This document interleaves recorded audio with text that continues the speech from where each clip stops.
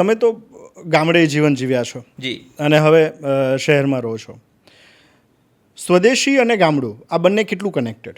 લગભગ એમ કહો ને તો ગામડાની અંદર 99% સ્વદેશી વસ્તુઓનો જ વપરાશ થાય છે આજની તારીખે પણ, સિવાય કે તમે બહારના દેશની કોઈક 2-3 વસ્તુઓ 5-7 પરિવાર જે જીવન જરૂરિયાતની વસ્તુઓમાં ગણાવો છો. ઘરનું ઉત્પાદન હોય છે. હમણાં તો થોડુંક ટેકનોલોજી આવી ગઈ છે, નહીં તો આપણે પેલા જીતુભાઈ મરચા છે ને એ બી દાદી ખાંડીને આપણું 12 મહિનાનું મરચું દાદા છે તો એ તાલુકા પેલેસ ઉપરથી પેલા હળદરના ગાંઠિયા લાવતા હતા ને એમાંથી આપણે હળદર બનાવતા હતા. મીઠું પણ ત્યાં પેલું આપણું જે દરિયાકાંઠાનું આવતું હોય એ જાડું મીઠું એ જ આપણે વર્ષનું ભરી દેતા હતા. એટલે જે ગ્રામીણ જીવન છે જે એને વિદેશી વસ્તુઓને લગભગ કશું કંઈ લાગુ પડતું નથી. અથવા તો આડકતરી રીતે એવું પણ કહીએ કે ખેતી પ્રધાન દેશ જે હોય તો ખેતી ક્ષેત્ર સાથે સંકળાયેલી જે બાબતો છે જેમાં જમીનમાંથી ઉત્પાદન કરવું, એની આપણી જે જરૂરિયાત પ્રમાણેનું આપણને મળવું, અનાજ છે, શાકભાજી છે, ફળ ફળાદી છે, એ તો બધું ખેતી ક્ષેત્ર સાથે સંકળાયેલું છે. જે બેસિક જીવન માટે જે છે તે બધું ગ્રામીણ ક્ષેત્રમાં જે છે એ આસાન વેથી મળે છે. અને ટેકનોલોજી છે જે અત્યારે આધુનિક જમાનામાં જેમ કે ખેતી કરવાની પદ્ધતિના યંત્રો તો એ બી આપણે સ્વદેશી બનાવીએ છીએ. પછી એમાં દવા છાંટવાની જે મેથડ છે એ પણ આપણી સ્વદેશી છે. કેટલીક હાઇબ્રિડ ક્વોલિટીના બિયારણો આપણે બીજી કંપનીઓના, વિદેશી કંપનીઓના વાપરી અને આપણી જમીનની ફળદ્રુપતા છે એને આપણે ઘણી ઘટાડી રહ્યા છીએ. પણ એ પહેલાં તો હતું જ સ્વદેશી, એમાં કેટલુંક વિદેશી આવી ગયું છે જેને આપણે સમયાંતરે દૂર કરવું જોઈએ ખેતી ક્ષેત્રને લાંબા સમય સુધી ટકાવવી હોય તો. અત્યારે લોકોની અંદર વાતો થતી થઈ ગઈ છે, કેમ્પેઇન શરૂ થયા છે. ઘણી જગ્યાએ એના માટેની સ્પેશિયલ સમજ આપવામાં આવે છે કે આપણે સ્વદેશી અપનાવવું જોઈએ, સ્વદેશી અપનાવવું જોઈએ. આ અભિયાન ક્યારે સફળ થઈ શકે?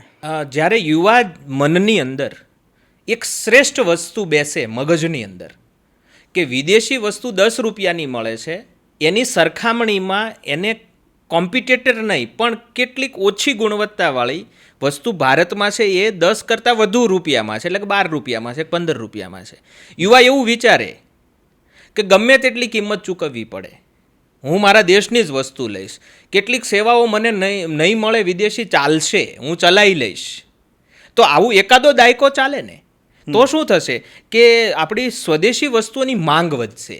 માંગ વધશે ને એટલે એના જે કંઈ ઉત્પાદક હોય એને એ બ્રોડ લેવલે ઉત્પાદન કરશે, પ્રોડક્શન કોસ્ટ ઘટશે. એટલે એને જે ઓલી 10 રૂપિયાની વસ્તુ 14 રૂપિયાની વસ્તુ થાય છે એ લાંબા સમયે નિષ્ક્રિય બની જશે. બીજું, આપણી પાસે ટેકનોક્રેટ ઇકોનોમિસ્ટો છે, ટેકનોક્રેટ સાયન્ટિસ્ટો છે, એન્જિનિયર્સ છે. આપણે પોતે બી આજે આમ કહીએ તો બહુ મોટી અર્થવ્યવસ્થા ધરાવતું કદ છે આપણું. તો આવનારા 5-10 વર્ષમાં કે 15 વર્ષમાં એનો ઓપ્શન છે. જો આ વસ્તુ વિચારીશું નહીં ને તો જે છેલ્લા 75 વર્ષથી આપણે જે પ્રશ્નનું નિરાકરણ આજે બી નથી કરી શક્યા એ આગામી 75 વર્ષમાં આપણે નથી કરી શકવાના. પણ આજે આપણે નિર્ણય કરીએ, ખાસ કરીને યુવાધન નિર્ણય કરે કે હું 100 રૂપિયાની વસ્તુ 150 રૂપિયામાં ચૂકવીશ પણ મારા દેશમાં બનેલી વસ્તુ છે, તો શું થશે કે પહેલાં લોકોનો સપ્લાય સદંતર બંધ થશે અહીંયા.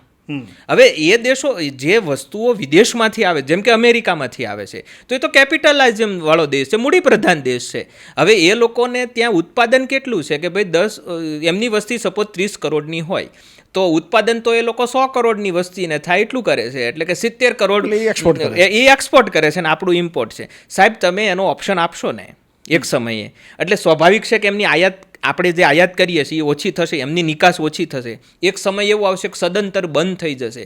સાહેબ એમને ત્યાં જે એ લોકોએ બ્રોડ કર્યું છે બધું ઇન્ડસ્ટ્રીને જે વેગ આપ્યો છે, સાહેબ એવી મંદીના ઝપટમાં આવી જાય ને તો આવનારા 50 નહીં 100 વર્ષ સુધી એ બહાર ના નીકળી શકે. આ ભારતને આ એક કદમ ઉઠાવવાની જરૂર છે કારણ કે એનો હવે સમય આવી ગયો છે. એટલે તમે માનો છો કે બહુ પ્રોપર ટાઈમે સ્વદેશીની ચળવળ ફરીથી શરૂ થઈ છે? હા, બરાબર છે. હું ગાંધીજીની સંસ્થામાં અભ્યાસ કરી ચૂકેલો એટલે મને ગાંધીયન થોટ શું છે ને એ તો એ દિવસથી ખબર છે.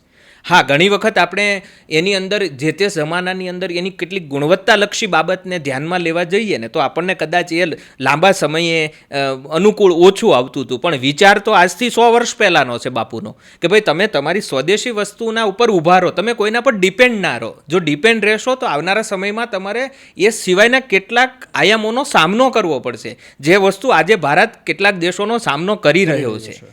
એટલે એમાંથી આપણે બહાર નીકળવું પડશે.